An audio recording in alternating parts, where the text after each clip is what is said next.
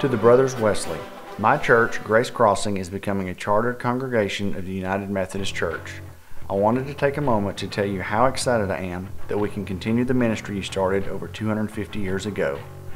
Grace Crossing was commissioned as a new church plant to Longview, Texas in the summer of 2008. It started in the homes of several people around the community and has since grown to have over 90 families. We are very active in our community and have a thriving body of believers who work to help people see the grace of Jesus Christ that crosses their lives every day. We are coming along well from our humble beginnings. Grace Crossing has grown to touch many areas of life through what we call grace groups.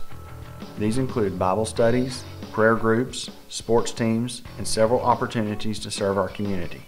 In fact, we are growing out of our current location in the beginning phases of building a new home. It is truly an exciting time for us, and a lot of the thanks go to you. Now that we are becoming a chartered congregation, we will share in the ministry of the entire United Methodist Church. John and Charles, I want to let you know that you can be proud of what the church has become since you started it in 1739. The United Methodist Church has mission initiatives that affect the lives of people all over the globe. United Methodist Committee on Relief is a team of first responders that reach out to survivors of tragedy in storm-ravaged areas. The global ministries of the UMC span 136 countries with a focus on making disciples, building up the church, alleviating the suffering, and promoting justice, freedom, and peace worldwide. As a whole, the United Methodist Church exists to make disciples of Jesus Christ for the transformation of the world. Another thing I've come to love as a member of Grace Crossing is your emphasis on grace. Learning how God's grace crosses our lives before we even know it, saves us from ourselves through Jesus Christ, and helps us move on towards perfection has changed my life and is a daily inspiration to me. Your emphasis on communion being available to all who love Christ is a constant reminder that grace is so much bigger than a personal matter.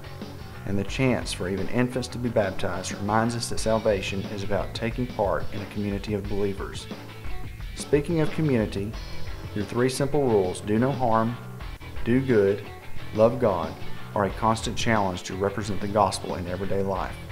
Through our vision of helping people see the grace of Christ that crosses their lives every day, this is exactly the goal we reach for at Grace Crossing. To help make this a reality, we ask our members to live by 4 traits. Living grace, which is accepting the unmerited love of God expressed in the life of Jesus Christ, and living life is an example of this love. Growing grace, growing closer to God through worship, fellowship, study, prayer, and service. Giving grace, which is following God's call to give as an act of worship and devotion. And saying grace by constantly inviting others to experience the grace of Christ. While we ask a lot of our members, our church and ministry remain open and welcoming to all, just as you emphasized.